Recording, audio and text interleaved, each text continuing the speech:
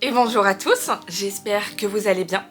On se retrouve aujourd'hui, comme d'habitude, vous l'avez vu dans le titre, pour l'apéro du mois, ce mois de juin, que je vous donne à nouveau mes petites recommandations du coup en termes de films, séries, ce genre de choses. Donc c'est parti. Je vais commencer par le flop du mois. Ça va être le seul truc où, avec monsieur, en fait, on n'a pas compris. C'est la saison 2 de Fubar. Donc je vous en avais parlé de la saison 1. On avait beaucoup apprécié, c'était sympa de voir du coup Schwarzenegger de retour dans un autre thème. C'était toujours de l'action, mais il y avait comment dire, toute une histoire familiale où sa fille aussi était espionne, ce genre de choses. Donc c'était assez sympathique et le jeu d'acteur restait correct, on va dire, parce que c'était une série Netflix du coup d'action, voilà, donc ça passait. Là par contre on a voulu du coup regarder la saison 2 avec monsieur. Je crois qu'on a arrêté au bout de 15 minutes parce que, enfin, on n'a pas compris. Déjà, on a eu du mal à comprendre parce que mine de rien, comme beaucoup de séries, en fait on comprend plus trop ce qui s'est passé dans la première saison. Et souvent, ils font pas le récap sur Netflix, hein, sauf sur les grosses séries. Donc ça, on a dû se remettre un peu dans le bain, mais c'est pas évident. Et comment dire, le jeu d'acteur, on n'a pas compris ce qui s'est passé. Là, on regardait un nanar, quoi. C'était catastrophique. Donc on s'est dit, non, en fait, on va pas perdre plus de temps avec ça parce que c'était une catastrophe. Donc je ne vous recommande pas la saison 2 de Fubar. Cependant, je vous recommande tout d'abord en termes de documentaire de crime, puisque ça fait longtemps que je vous en avais pas parlé parce que je crois que le mois d'avant et encore avant j'en avais pas tellement, je crois. Le premier, Fred et Rose West, donc c'est l'histoire en fait d'un couple qui au fur et à mesure des années a tué des jeunes femmes et les a enterrées en fait sous leur terrasse. Donc je spoil pas, c'est vraiment le cœur de l'histoire. Mais en fait là il y a encore une fois, excusez-moi pour les petites griffes sur le parquet. Encore une fois, là, il y a toutes les archives de la police, des médias de l'époque, comment dire, les cassettes d'enregistrement aussi des aveux ou des confessions en fait des auteurs de tout ça, notamment Fred West. Donc franchement très sympa. Je crois que c'est 3 ou 4 épisodes en fait sur Netflix de 1 heure, un peu moins. Et franchement c'était très cool. Comme souvent, moi je connaissais déjà l'histoire, mais encore une fois, je vous le rabâche à chaque fois. L'œil et le type et le format en fait de Netflix fait que c'est toujours un autre dynamisme en fait dans l'histoire pour bien sûr ceux qui aiment les documentaires de crime. Donc franchement, Fred et Rose West, c'était super sympa. Et deuxième documentaire, on avait du mariage au crime, drame familial en Amérique. C'est l'histoire en fait d'un mari aux États-Unis qui est assassiné par sa femme et son beau-père. Mais en fait, le cœur de l'histoire, c'est de comprendre en fait qu'est-ce qui s'est passé. Pourquoi et en fait, il y a tous les témoignages de la femme, du beau-père et également des enfants de la famille à cette époque-là. En fait, il y a tout un contexte de remariage et enfants nés d'un premier mariage et entre entre l'Écosse ou l'Irlande, je ne sais plus, et les États-Unis. Donc en fait, il y a tellement plein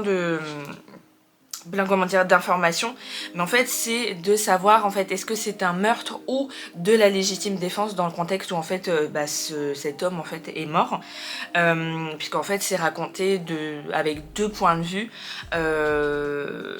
sur la mort du monsieur, comment il s'appelle, Jason Corbett, en fait dans quel contexte il a été tué, pourquoi, et en fait tout le contexte aussi autour.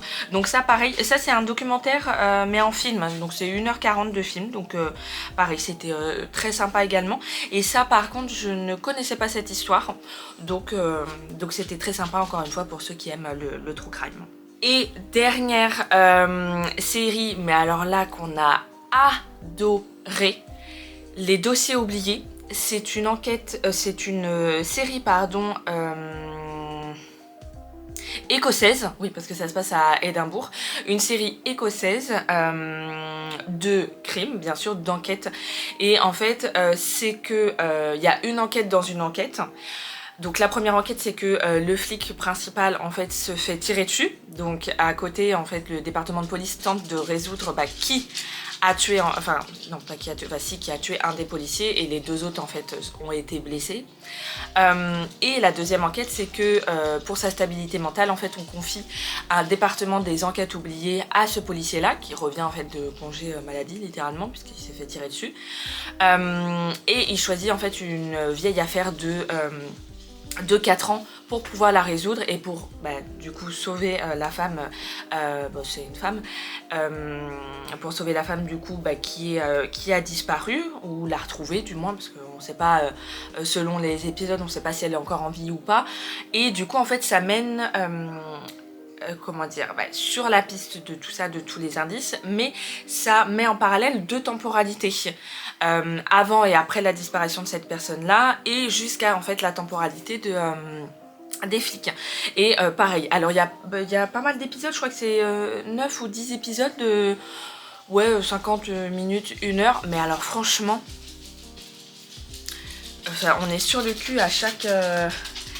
On est sur le cul à chaque comment dire, épisode, parce que déjà l'intrigue elle est trop bien. C'est bourré d'humour, c'est... ouais, parce que c'est quand même... En fait c'est de l'humour noir un peu. Mais franchement c'est excellent, et les personnages sont très attachants, drôles sur un certain aspect en fait de leur personnage, et franchement excellent. Donc je vous recommande. C'était dans le top Netflix et on s'est penché dessus, mais j'en ai pas entendu parler, et franchement c'était super. Les dossiers oubliés, et je spoile pas, mais c'est vrai que ce serait super sympa qu'il y ait une saison 2 parce que ça tiendrait la route. Donc voilà, à voir ce que vous en pensez, mais franchement les dossiers oubliés, trop bien. Et ensuite on enchaîne sur 3 films. Le premier, donc un vieux film des années 2000-2005 je crois, Meurtre parfait, avec Michael Douglas et Gwyneth Paltrow.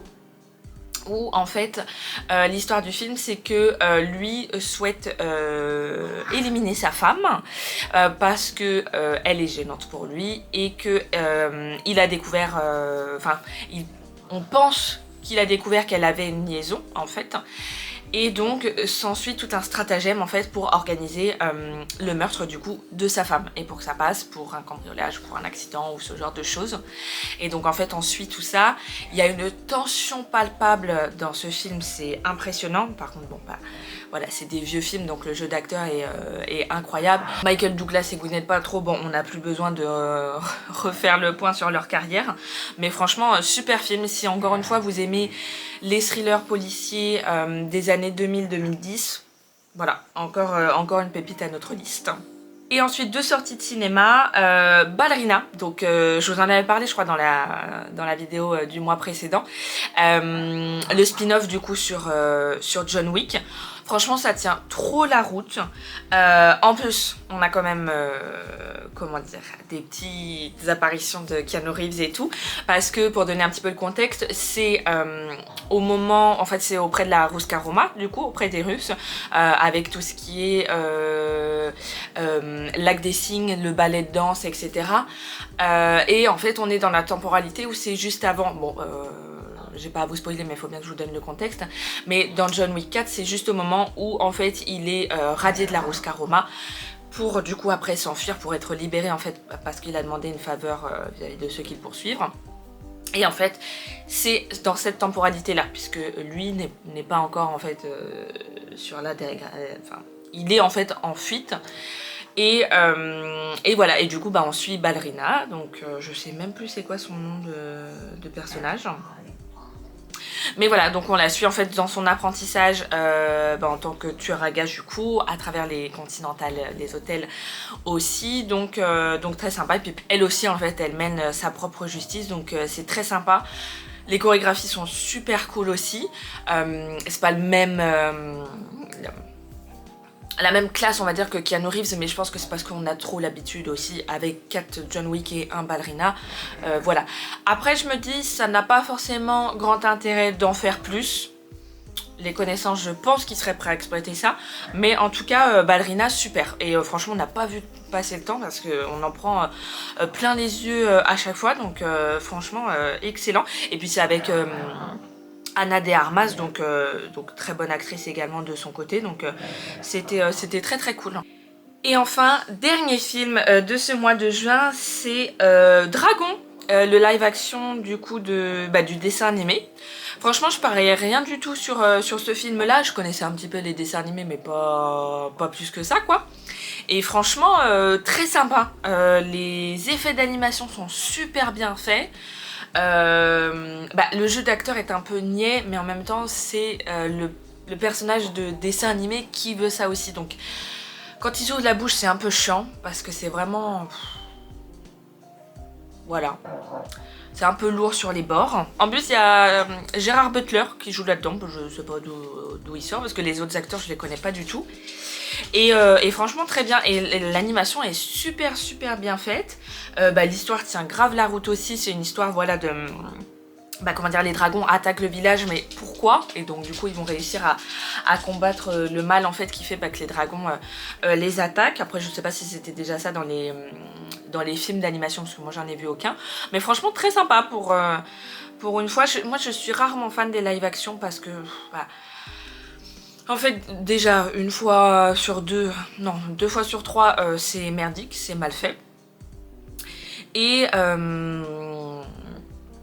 comment dire, je trouve que c'est faire en fait de l'argent. Alors certes, le côté 3D, effets spéciaux, etc. c'est sympa, mais c'est faire de l'argent sur une histoire en fait qui a déjà vendu, qui plaît déjà. Donc en fait il n'y a pas d'aventure dans autre chose, dans un autre type d'histoire. Enfin voilà, pour moi c'est vu et revu. Mais là, bon, je trouve que c'est vu et... Enfin c'est du revu parce que ça déjà été adapté en fait en film d'animation, mais franchement ça tient la route, et parce que je pense que je connaissais pas forcément bien l'histoire, donc voilà. Mais Dragon je vous recommande parce que c'était très sympa aussi. On voit un petit peu plus le temps passer parce qu'il y a quand même pas mal de... Enfin c'est un petit peu sur la longueur en fait. Il faudrait presque enlever 15-20 minutes en fait au film parce que c'est un petit peu trop long parfois en fait dans le développement du personnage, ça n'a pas grand intérêt. Mais franchement très sympa, surtout si vous avez des enfants, ça peut être cool. Dernier favori, qui n'est pas du coup un jeu vidéo ou un film ou une série, c'est du maquillage. Je sais pas si je vous en avais déjà parlé, mais je voulais m'acheter cette petite palette Beauty Bay, donc c'est la Mini Charms. Je vous mettrai le lien en barre d'infos parce qu'elle est souvent en rupture de stock. Et je la jetais depuis je ne sais combien de temps, et vous voyez, c'est des histoires de paillettes holographiques et tout. C'est sublime. Depuis que je l'ai reçue, ça va faire quoi? Je crois depuis le début du mois de juin. Franchement, je la saigne. Alors, j'ai pas tenté toutes les couleurs parce que vous voyez, bleu, violet, c'est pas ce que je mets plus. Mais vous voyez, ça c'est un marron, ouais, un marron chaud un petit peu très sympa. Ça, c'est de la pure paillette blanche et rose. Ça... voilà, sublime. Et celle-ci, je les ai pas testées non plus. Mais franchement, incroyable cette petite palette. Un creux de paupière, un coup de paillettes sur la paupière mobile, et puis et franchement nickel. Et puis elle est vraiment très compacte, hein, donc même dans ma trousse de maquillage, parce que je vous l'avais dit, j'achète pas de maquillage si ça passe pas en fait dans mon vanity, mais franchement nickel et facile à emmener partout. Donc trop bien, je l'adore celle-ci et j'arrête pas de la saigner. Bon, comme par hasard, c'est quand je vous en parle que je l'ai pas utilisée, mais franchement excellente. Et la qualité Beauty Bay, bien sûr, elle est plus à revendre, hein, vu le nombre de produits que je vous ai montré de ce site-là.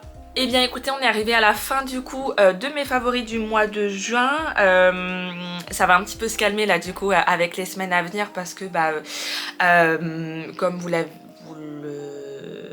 l'avez vu, pardon, dans la vidéo d'hier, du coup, si tout se goupille bien, on a un nouveau projet qui s'est mis, du coup, qui s'est installé dans notre vie avec monsieur. Donc c'est vrai que le week-end, on est moins posé pour regarder quelque chose, donc ça reste sur la semaine.